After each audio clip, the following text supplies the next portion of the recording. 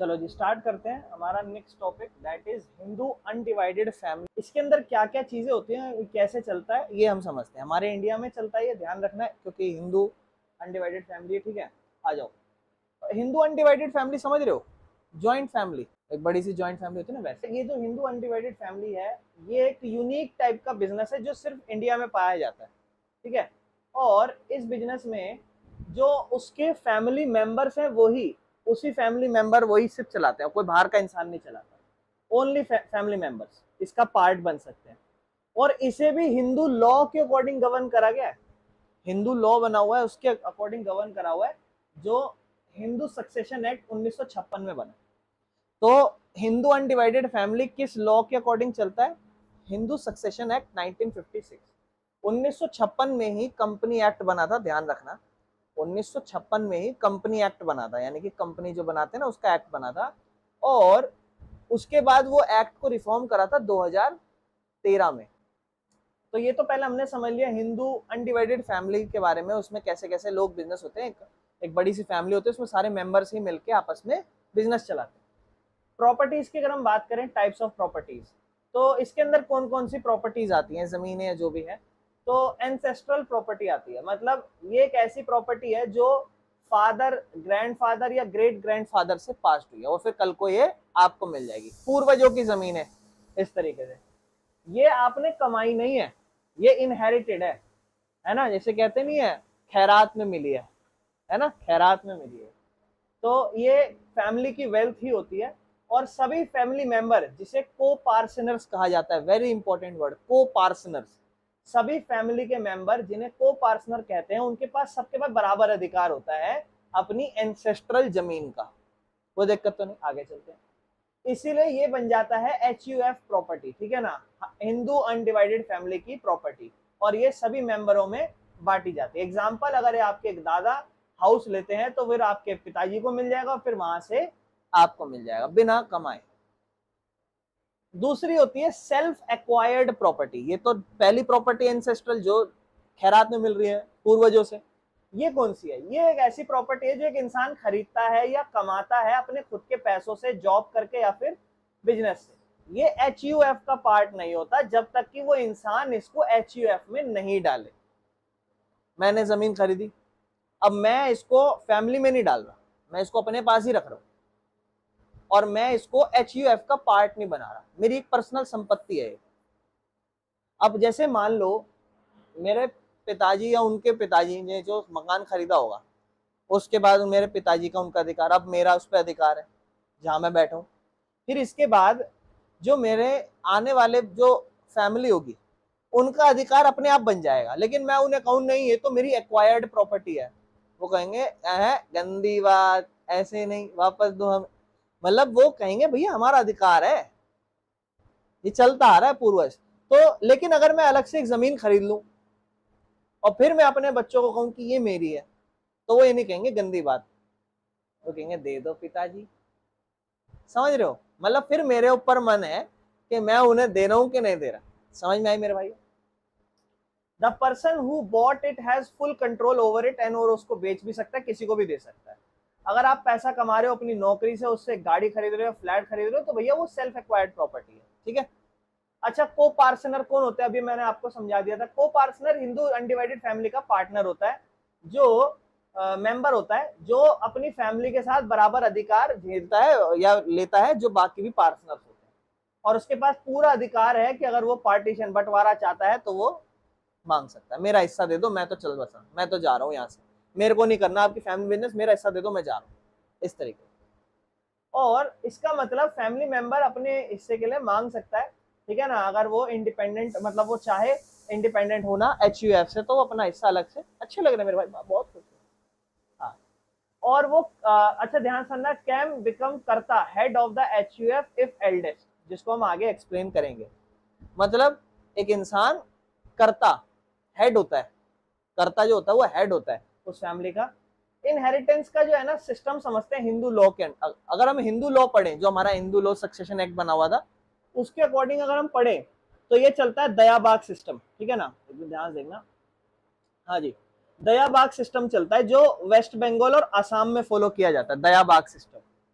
इसके अंदर बेटा और बेटी दोनों को को पार्टनर बनाया जाता है पिताजी की हत्या के बाद। प्रॉपर्टी को बर्थ से शेयर नहीं करा जाता, जबकि मौत के बाद शेयर किया जाता है, जब तक इंसान मरेगा। लेकिन एक होता है मिताक्षरा सिस्टम।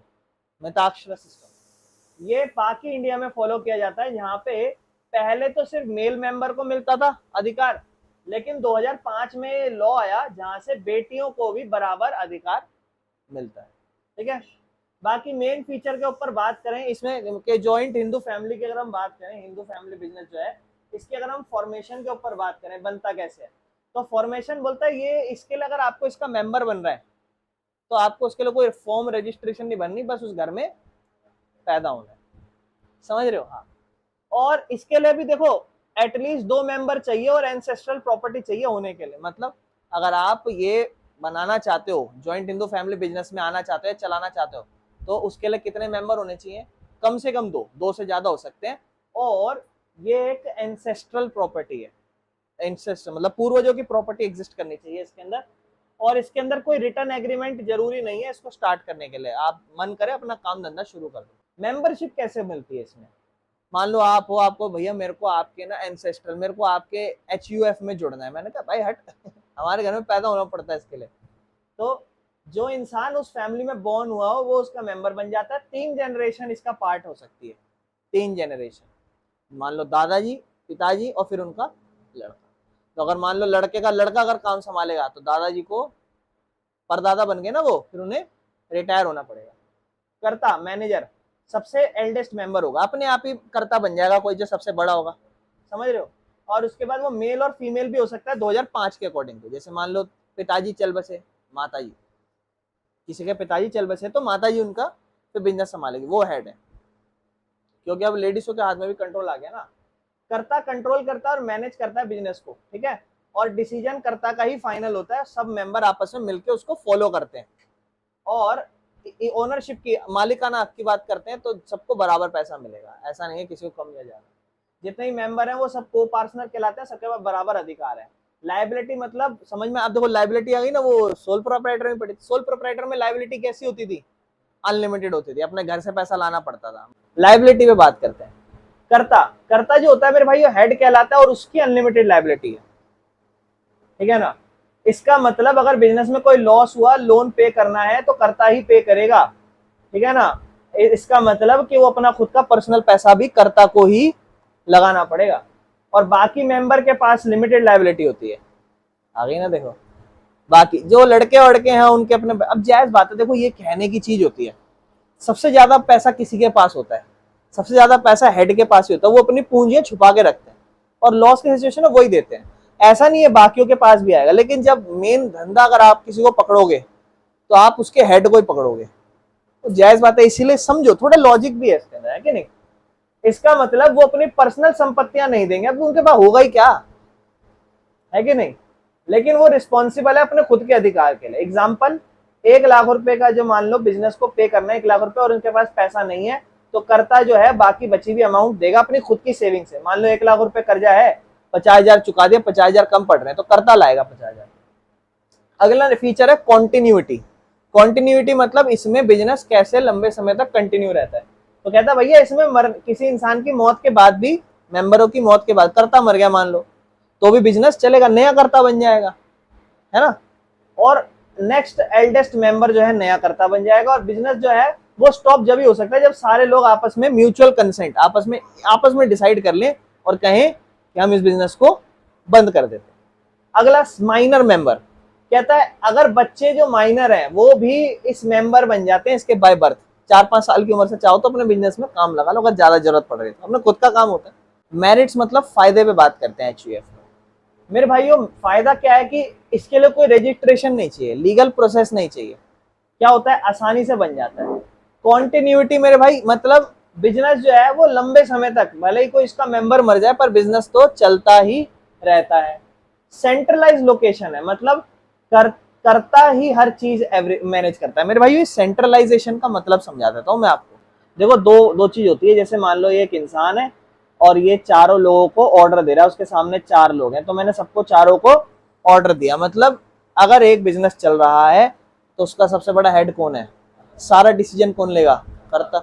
इसका मतलब कोई मिलके आपस में डिसीजन लेंगे? वो नहीं, भले किसी और को पसंद ना रहा हो, उसको फॉलो करना पड़ेगा। सारी पावर एक बंदे के पास है, सेंट्रलाइजेशन है। और इसी का उल्टा होता है डिसेंट्रलाइजेशन, जहां पर सारी पावर बराबर सब में बटी हो, सब मिलके डिसीजन ले। तो इसके अंदर सेंट्रलाइजेशन कंट्रोल, सेंट्रलाइज्ड कंट्रोल होता है, एक अकेले इंसान के पास कंट्रोल। बाकी लॉयल्टी और कोऑपरेशन क्या होता है? फैमिली मेंबर वर्क करते हैं ट्रस्ट के साथ और यूनिटी के साथ, लॉयल रहते हैं, ठीक है ना, लॉयल्टी और कोऑपरेशन। बाकी लिमिटेड लायबिलिटी होती है मेंबर की, सिर्फ कर्ता के पास ही अनलिमिटेड है, तो ये बाकी पार्टनरों का फायदा है, बाकी मतलब मेंबरों का फायदा है। लेकिन इसके कुछ नुकसान है, इसमें कैपिटल लिमिटेड है, क्योंकि एक फैमिली भी कितना ही पैसा लगा लेगी, बहुत बड़ा बिजनेस छोड़ना। असद ये हो सकता है कि मोहल्ले में बढ़िया फेमस कचौड़ी की दुकान हो, दो जगह नहीं होगी, एक ही जगह होगी, आप देखना, है ना। कोई बाहर का मेंबर अलाउ नहीं हो सकता, ये भी एक नुकसान है। कर्ता के पास ही सिर्फ पावर होती है, ये भी तो एक नुकसान है कि नहीं? सबके पास बराबर पावर हो, क्योंकि सब बराबर अधिकार झेल रहे हैं, लेकिन उनके पास पावर बराबर नहीं है। पैसा सबको बराबर मिलेगा, अधिकार बराबर नहीं है, ठीक है ना। कन्फ्लिक्ट अमंग मेंबर्स, सारे मेंबरों में क्या होते हैं? कन्फ्लिक्ट होते हैं, ठीक है ना। ये एक नुकसान है, क्यों? आपस में लड़ते रहते हैं, फैमिली में लड़ाई नहीं होती, वो चलती रहती है। बाकी पार्टिसिपेशन सबका अनइक्वल नहीं होता, कभी कभी ऐसा होता है यंगर या फीमेल या होती है, वो सब तो ढंग से मैनेज ही नहीं कर सकते, उन्हें तो सबसे पहले काम में लेबर ही बना के रखा जाता है। एक टाइम तक, जब तक बड़े ना होने तब तक उनको पैसा संभालने के लिए दिया नहीं जाता, वरना उन्हें तो पहले नॉर्मल काम ही दिया होता है ना। बाकी 2005 के बाद मेरे भाइयों क्या हुआ था, उसको एक्सप्लेन करेंगे नेक्स्ट स्लाइड में, जहां पर हमने थोड़ा सा इनइक्वालिटी, जो लोगों में फर्क हो रहा था ना मेल फीमेल में, वो थोड़ा सा कम हुआ था, वो हम आगे पढ़ेंगे। बाकी पढ़ते हैं, देखो इसमें 2005 से पहले मेंबर ही मेल वाले HUF का पार्ट हुआ करते थे, को पार्टनर कहलाते थे, जिनके पास पूरा अधिकार होता था और डिमांड भी कर सकते हैं बंटवारा। लेकिन जब हिंदू सक्सेशन, अब देखो हिंदू सक्सेशन एक्ट कब आया था मेरे भाई? देखो कब आया था? हाँ, एक्ट तो 1956 में आया था, लेकिन उसके अंदर बदलाव, अमेंडमेंट मतलब चेंज, बदलाव कब आया? 2005 में। 5 दादा ये लिखा तो है मेरे भाइयों, वो कंपनी एक्ट है, 1956 वो कंपनी एक्ट था, वो कंपनी एक्ट है जो मैं आपको बताया, that is a different thing. 2005 में कुछ चेंजेस आए, जहां से जेंडर की इक्वालिटी होनी शुरू करी। क्या क्या? डॉटर भी को पार्टनर बनेगी। सितंबर 9 2005 से डॉटर को भी रिकॉग्नाइज करा को पार्टनर बाय बर्थ, जैसे कि लड़कों को करा जाता था, ठीक है। इसका मतलब महिलाओं के पास भी बराबर अधिकार है एंसेस्ट्रल प्रॉपर्टी बर्थ से, मतलब औरतों को भी, चाहे भले ही वो किसी और के घर में जाएगी, लेकिन ऐसा कहता नहीं है अरे यार बुआ से बातचीत बना के रखी करो, वरना अपना कब पता कब अपना हिस्सा मांग ले, है ना, ऐसे नहीं कहते। राइट टू डिमांड पार्टीशन, इसमें अब बंदा अपनी पार्टीशन भी मांग सकता है, मतलब डॉटर के पास भी बराबर अधिकार है कि वो अपनी पार्टीशन मांग, मतलब वो अगर कल को फैमिली के बाहर चली गई ना, अब जैसे मान लो कल को आपकी जमीन हो कोई, उसका जब बंटवारा होगा, आपकी बहन हो, बहन कहीं और फैमिली में जाके रह रही हो, जाहिर बात है शादी होगी कहीं और रहेगी, तो वो आप जब अपनी जमीन की संपत्ति का हिस्सा लोगे ना, तो आपकी बहन शादी के बाद भी आके साइन करेगी और कहेगी कि मैं अपना हिस्सा अपने भाई को दे रही हूँ पूरा, मैं इसमें कोई हिस्सा नहीं ले रही, मैं दूर हटती हूँ। लेकिन अगर उसने बोल दिया कि मैं तो लूंगी, तो चाहे कुछ भी हो जाए वो लेके रहेगी। तो बहुत समस्याएं हैं, ऐसी दिक्कत नहीं है। तो ये पार्टीशन के लिए भी डिमांड कर सकती है। इक्वल शेयर इन प्रॉपर्टी, जायज बात है, जो लड़कियों का हक है बराबर सेम वो बराबर लड़कों का भी है। अगर मान लो पिताजी मर गए तो डॉटर जो है उसका बराबर अधिकार है।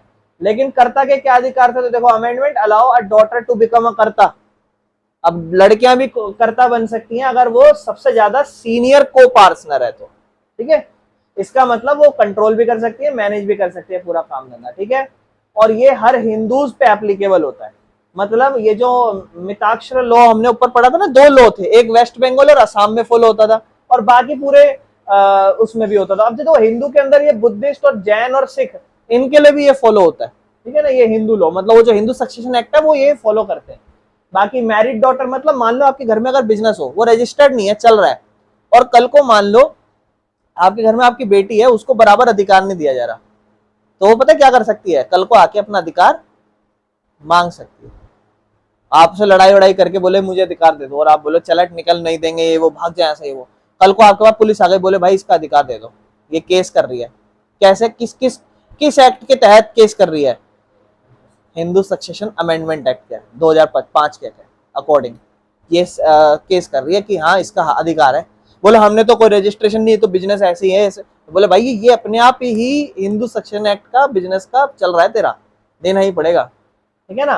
तो जो ये तो बिजनेस हो गया, नॉर्मली जमीन है, जमीनों पे ये चलता है, ठीक है ना। बाकी एक डॉटर, मैरिड डॉटर की बात करें तो मैरिड डॉटर जो है ना वो को पर्सनरी राइट लूज नहीं करती, शादी के बाद भी आ सकती है, पापा मुझ को हिस्सा दे दो मेरा, ठीक है ना, इस तरीके से। और वो मेंबर रहेगी अपने पिताजी के बाद भी। और ये हमारा चैप्टर